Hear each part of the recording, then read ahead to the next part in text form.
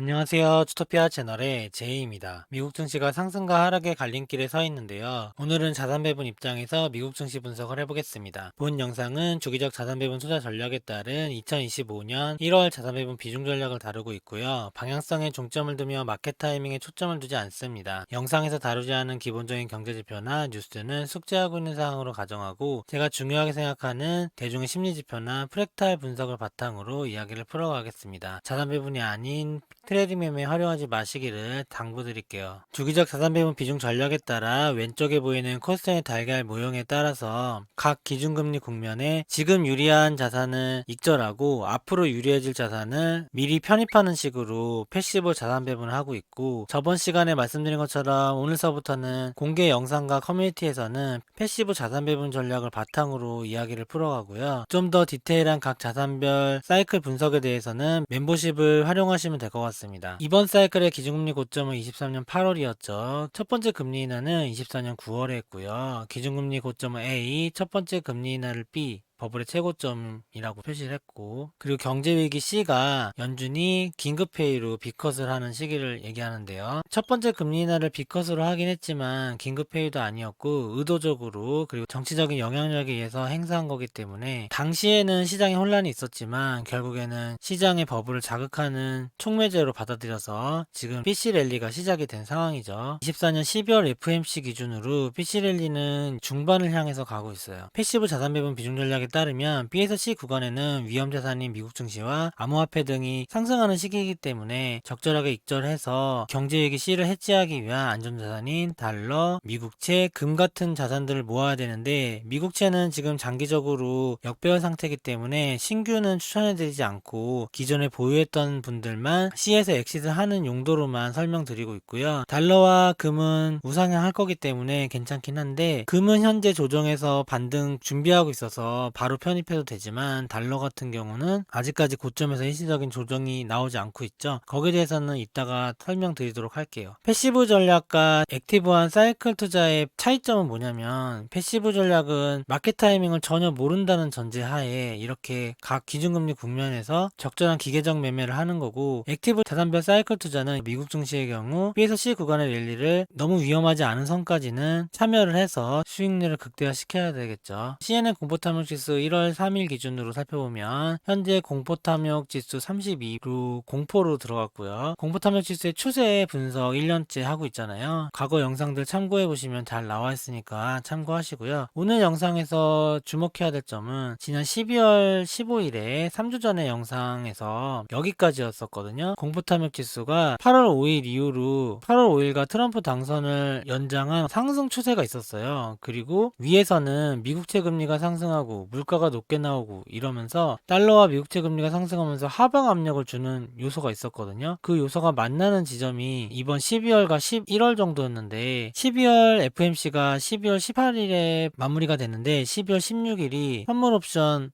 동시 만기 내만여의 날이었거든요. 내만여의 날 때 증시가 하락으로 반전되고 하락장은 시작될 거다, 제 뷰는 아니지만 시중에 그런 뷰가 많았거든요. 그런 거를 토대로 해서 하락 내러티브가 있었는데 실제로 심리지수도 많이 하락했고 증시도 조정이 세게 있었죠. 옵션 만기일 16일에서 18일 12월 FMC가 발표되자마자 그때가 피크였고, 다음날 19일에 3분기 GDP가 발표됐는데 예상 2.8보다 높은 3.1%가 나왔거든요. 그리고 일부 기업 실적도 좋게 나오면서 저점에서 반등을 한 모양새예요. 이제부터 반등을 계속 이어갈 수 있을지 아니면은 데드캣 바운스에 머무를지 이런 걸 봐야 되는데, 방금 보신 공포탐욕 지수 왼쪽에 있고 현재 1월 5일 기준으로 S&P 500 지수 일봉 차트로 오른쪽에 분석해놨고요. 공포탐욕 지수에서 보면은 하락의 극단에서 공포에 머물고 있지만 실제 증시를 보면 현재 첫 번째 금리 인하 이후에 많이 올랐어요. 그때만 해도 고점이 5,600 정도였는데 지금 6,000에서 5,600 왔다 갔다 하는 거잖아요. 5,600은 가지도 않았죠. 이번 조정에서도 거의 5,800까지밖에 안 갔으니까. 그런 식으로 오르다가 잠깐 조정받는 모습이에요. 아직까지 주가 차트에서는. 그런 거 대비 공포 탐욕 지수는 굉장히 아래쪽에 치우쳐 있죠. 심리 지수는. 심리가 많이 빠진 거 대비 주가는 크게 빠진 건 아니다. 그리고 지금 심리 지수가 저가에서 반등할 수 있는 모양이 나올 수도 있는 거잖아요. 그런 경우에는 증시가 상승을 다시 이어갈 수도 있겠구나. 저는 그런 식의 관점도 부분도 보고 있고요. 앞으로 증시가 하락할지 상승할지는 여러분의 판단에 따라 투자하시면 되고, 패시브 전략에서는 지금서부터 경제 얘기 시 앞으로 갈수록 증시가 오르더라도 비중을 줄이면서 리스크를 해지해야 되고, 액티브하게 투자하시는 경우는 증시 흐름을 잘 지켜봐야 될 텐데, 지난 시간만 해도 제 액티브 전략을 모두 오픈해서 알려드렸기 때문에 앞으로 어디까지 오를 것이다, 뭐 6,600, 7,000 이런 얘기도 했잖아요. 이번서부터는 선행적인 예상 분석은 하지 않고 현재 상황에서의 분석을 위주로 해보면, S&P 500 차트에 공포탐욕 지수의 주요 내러티브 이벤트를 적어놔서 서로 비교할 수 있게 영상을 만들어 봤거든요. 두 개의 차트를 잘 비교하시면서 보면은 얻으실 수 있는 게 많을 거예요. 한 두 달 전부터 위에다가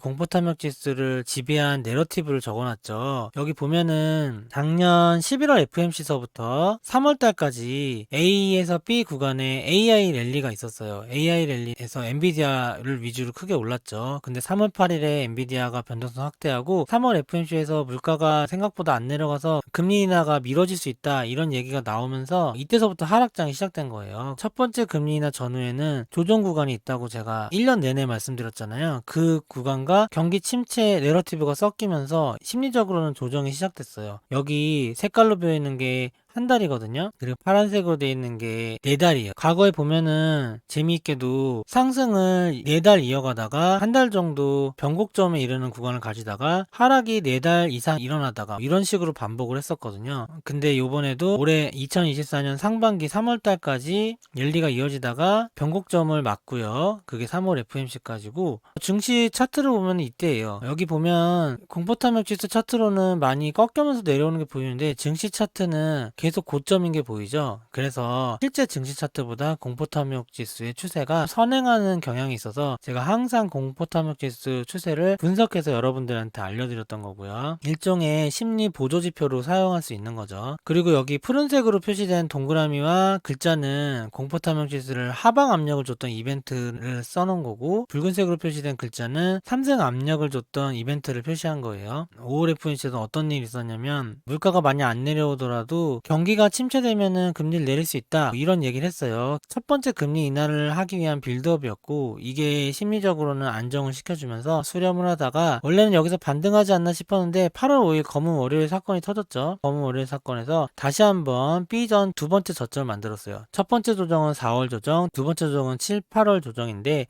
조정 전에 제가 3월과 7월에 미국 증시 분석에서 공포탐욕 지수 분석을 통해서 조정의 시작을 미리 알려드렸죠. 제가 알려드리자마자 조정 시작됐던 거 다들 기억하실 거고, 이렇게 내려왔지만 저는 첫 번째 금리 인하 B에 전후의 조정의 하나로 봤기 때문에 첫 번째, 두 번째 이런 식으로 본 거죠. 원래는 세 번째도 봤었는데 세 번째가 오지가 않았어요. 오지 않은 이유가 9월 FMC를 B컷으로 하면서 무리해서 증시를 부양한 효과를 내버렸죠. 이게 저는 정치적 결정이라 보고 있고, 원래는 7월에 금리 인하 해도 됐었던데 안 했고, 9월에는 B컷을 하지 않아도 되는데 B컷을 했죠. 그게 세 번째 저점을 만들진 않았고 바로 상승하는 분위기를 만들었어요. 그게 이 분위기죠. 그래서 한일 검은 월요일 사건은 하락 내러티브의 마지막이었던 것 뿐이고, 내러티브가 실현되자마자 다시 반전해서 일본의 중앙은행이 금리 인상 자제도 발표하면서 다시 상승장 이어갔어요. 9월 FOMC에서는 조정 없이 위로 올려주는 걸 만들면서, 예전에 제가 프레타 분석해서 지난 사이클에 분석을 했을 때 이렇게 B 전에 고점과 저점을 이은 피보나치 되돌림과 확장을 통해서 증시를 예상하고 분석했죠. 이번에도 지난 사이클처럼 분석을 해보니까 피보나치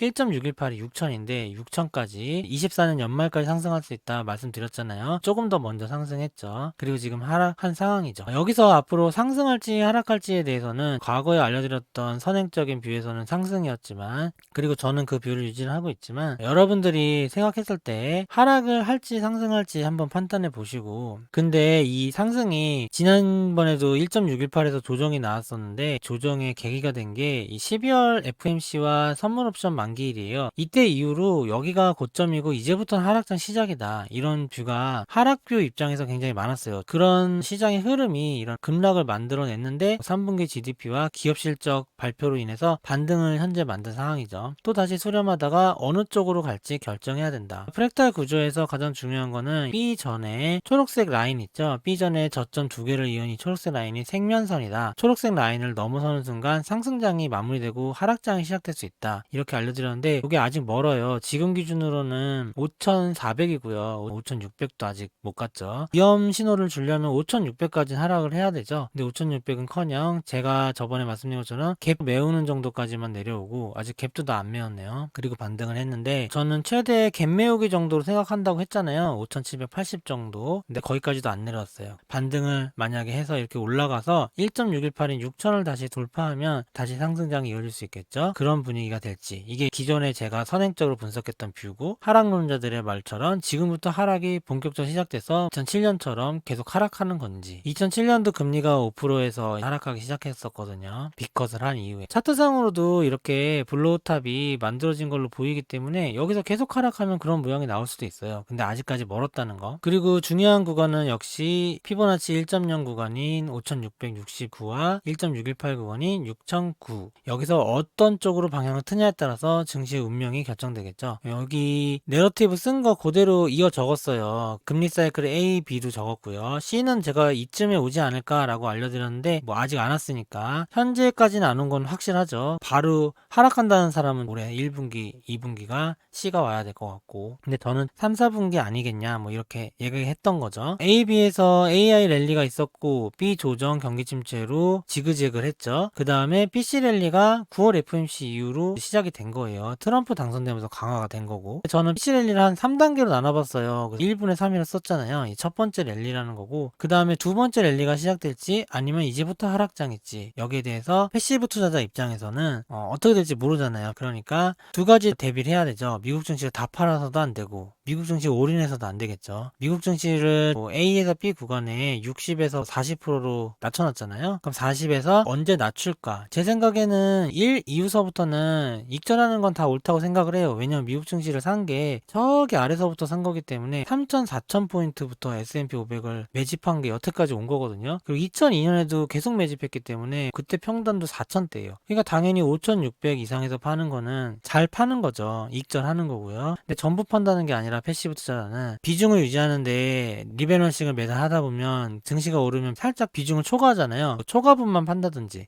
아니면은 미국 증시의 비중을 확 낮출 때 40%에서 38%, 36% 이런 식으로 점진적으로 낮추는 걸 추천드리고, 이렇게 많이 올랐을 때 연속해서 양봉이 뜨고 많이 상승했을 때 조금씩 증시 비중을 낮추면서 리밸런싱을 하면 점진적으로 매도하는 모양이 나올 거예요. 물론 저기까지 올라서 그때 한 번에 파는 것보단 수익률은 떨어지겠지만 패시브 투자자 입장에서는 방향성을 모른다고 전제하기 때문에 이렇게 해야 되고, 제가 하고 있는 선행적인 분석을 통한 자산별 사이클 투자 같은 경우는 조금 더 액티브하게 디테일하게 타이밍을 조절하기 때문에 그런 경우는 조금 더 있다가 매도를 해야겠죠. 거기에 대해서는 멤버십에 분석을 해드릴 테니까 필요하신 분은 활용하시면 되고요. 지금까지 차트 분석과 심리 분석 해드렸고, 기본적으로 어떤 내러티브 시장 환경이라서 이런 상황이 되냐라는 걸 알아보면, 먼저 이번 B에서 C 구간의 랠리가 언제 끝날 거냐가 관건이잖아요. BC 랠리가 이어지는 조건은 달러 인덱스와 미국채 금리가 안정화가 돼야 되거든요. 근데 현재 둘 다 안정화가 안 됐죠. 그래서 사람들이 많이 헷갈려하고 있어요. 왼쪽에 있는 거 보면 달러 인덱스 과거 트럼프 1기 때와 2기 때 적어놓은 거예요. 이때도 트럼프가 당선 전에 달러 인덱스가 이 회색인데 이렇게 많이 올랐어요. 되게 많이 올랐죠. 98에서 97까지 내려갔던 게 106까지 올랐잖아요.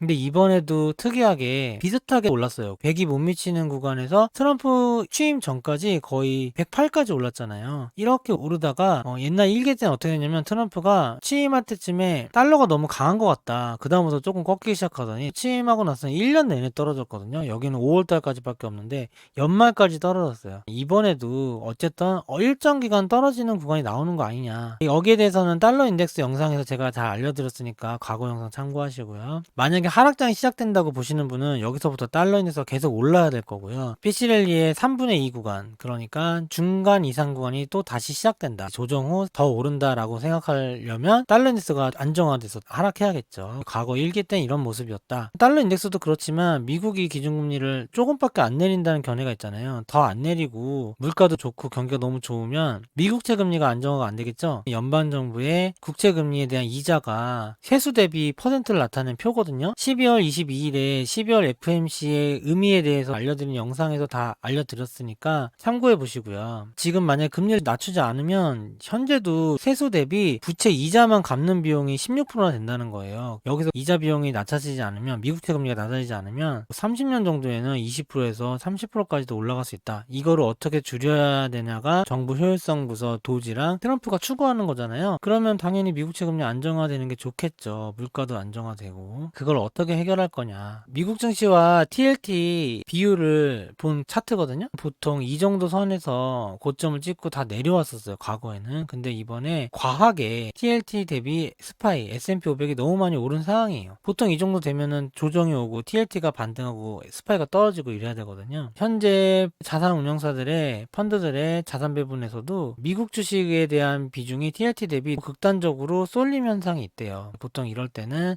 조정이 있었고 TLT가 반등한 적이 있었다. TLT가 반등한다는 거는 미국채 금리가 안정화된다는 소리죠. 근데 이게 앞으로 될지 아니면 이 극단화가 지속될지는 모르죠. 스스로 판단해 보시면 될 것 같습니다. 역사는 그대로 반복되지 않지만 분명 그 운율은 반복된다고 마크 트웨인이 얘기했죠. 공개 영상에서는 여러 가지 방향성에 대한 근거도 함께 알려드리고 객관적으로 현재 입장에서 패시브 투자자는 어떤 식의 포지션을 취하는 게 좋은가, 이런 입장에서 앞으로 영상을 찍어보도록 하겠습니다. 오늘 영상은 이만 마치겠습니다. 좋아요와 구독 부탁드립니다. 감사합니다.